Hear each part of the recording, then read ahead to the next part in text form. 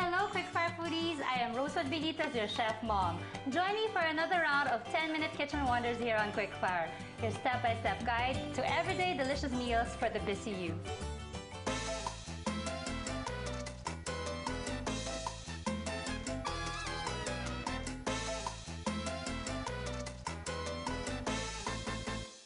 Escabeche is a dish which originated from Spain and it means acid food. It usually refers to the fried or poached fish or even to the acid marinade poured into it. Pero as you all know, hindi lang sa Spain sikat ang escabeche, pati na rin dito sa Pilipinas. So for my guest sa Ms. Rhea Santos, meron akong twist to a well-loved classic, ang aking easy tilapia escabeche. So to everybody watching, set your timers and I'll start cooking. We have here our oil. Initin na natin siya. Ngayon, pag halimbawa magdi-deep fry kayo, you don't have to use olive oil. Mas maganda na gumamit na lang kayo ng vegetable oil, pwede rin canola oil. So meron tayo ditong dalawang tilapia fillet. Let's season it with our salt and pepper. Siyempre, both sides dapat well seasoned. Boneless na siya. Tanggal na rin yung kaliskis. And we have here our all-purpose flour. What we're gonna do is, we're gonna be dredging our fish into the flour. So kailangan lang natin siyang i-coat properly the flour. There. And the other one. And let's try to shake off the excess flour. Yan. What I'm going to be doing is for presentation purposes para mamaya matuwa si Ms. Rhea Santos. So meron tayo ditong barbecue stick. Let's just place it into our fish. Dahan-dahan lang. So tusukan lang natin siya. Okay, let's just poke it into the other side. So parang payu siya. And to the other one as well. So let's just get this here. Make sure na pag nagdi-deep fry kayo, in proportion to your food item, yung ilalagay nyo sa inyong pot. Katulad dito, make sure not to overcrowd it para hindi bumaba yung temperature ng ating oil. Because we really want this hot, and we really want our fish to be crispy. Okay, pwede to. Okay, so while we're waiting for our fish to cook, let me start with the sauce. We have here our onion. We just need about half of this one. Pwede kayong gumamit ng white onions if you like. Ito kasi pag red onions, mas malasa siya. You have a stronger flavor. You could also use shallots o yung sibuyas Tagalog. Slice into julienne. Okay, now let's just open our heat para magawa ko na yung ating sauce. Ito yung sa tawag nating acid marinade ng ibig sabihin nga na escabeche. So, lagyan na natin ng oil, konti lang. Just need a little bit of oil. And our garlic, just chop 2 cloves of garlic. Okay. Very handy. Mainit na ang ating pan. Now we could add our onions first. There. Add our garlic. Okay, we have here our carrots. We need just half of this. Tanggalin natin ang balat. And we all need our vegetables ng naka-julienne para pare-pareho tayo ng itsura ng ating vegetables. Now, using my very handy serrated peeler, let's just use this para naka-julienne ang ating carrots so we won't be having a hard time. Kung wala kayo ito, pwede rin kayong, you can just use your knife, of course. Pero syempre, gusto ko nga lang na mas mapadali ang inyong life. So, if you have time, you can buy these gadgets. Now, let's put all of our vegetables into our saute pan. Lagyan natin ating carrots, our green and red bell pepper. Also, our ginger. Kailangan natin ng ginger, syempre kasi medyo malansa yung fish, pampatanggal siya ng lansa. While that is cooking, let me just check my fish. Ato, tama-tama na yung pagkaluto. I can now take it out of the pan. Just place it here.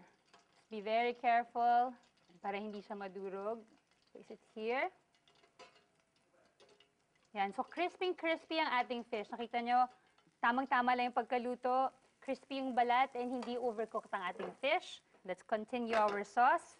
And then ating mga vegetables. Let's get our prepared sweet and sour sauce. Ito, nabibili nyo na ito sa inyong mga groceries. Let's add it into our vegetables. So, malasa na yung ating sauce. Dadagdag pa yung lasa niyan because, of course, of the vegetables that we have here. Now, let's season it with our Ajinomoto Umami Super Seasoning. Monosodium glutamate is what gives our food its rich, delicious, and savory flavor, and that is what we call as umami. In fact, hindi lang ito nagbibigay ng umami taste. By using monosodium glutamate into our food, it doesn't only give us the umami taste. Meron din tayong health benefit na makukuha dito because it lessens our sodium intake because it only contains 1/3 of the sodium content of table salt. So kahit na hindi natin masyadong lagyan to ng masyadong maraming salt, malasa na siya. Kasi okay na to. Ganun lang siya kabilis. Let me just taste it. Nako, magugustuhan talaga to ni Ms. Rhea Santos. For finishing touch, syempre lagyan natin ating pineapple chunks into our sauce para kompletong-kompleto na siya. Tamang-tamang blend ng sweet and sour talaga. We're ready to plate. Let's just clean up. Let me get our plate. And some leeks. Ayan, para mamaya dadagdag ko to sa ating fish dish. Let's just slice this. So, kailangan lang yung cut. Just need a little of this. Ito naman para lang meron akong pandagdag pa dun sa ating presentation later on. Let me set this aside first. Kuha muna ako ng ating lettuce leaves para meron tayong green sa ating plate to make it more talagang attractive, di ba? Para hindi naman porke sinabing pag nasa lutong bahay, hindi binigyan ng atensyon ang itsura ng pagkain. Siyempre, pag escabeche, masarap to with rice. Kaya natin kumuha ng kanin. Press it together and dump it here. Kailangan ako rin kakain. There you go. Kunin na natin ang ating tilapia na kanina finry ko. Let's get it. Dahan-dahan lang para hindi siya masira. And also the other one. Just do it slowly para hindi masira ang inyong fish. And let's get our sauce. Let's get our pineapple chunks. Lagyan natin mismo. Parang nakakup siya dun sa ating mismong fish. Diba? By the look itself pa lang masarap na. Gugutom na ako. Naamoy ko pa lang tong dish na to. Gutom na ako. And I'm sure kayong mga nanonood dyan nainganyo rin na itry ito sa inyong bahay. And there you have it. Ang aking napakadali, ang aking easy tilapia escabeche done in less than 10 minutes.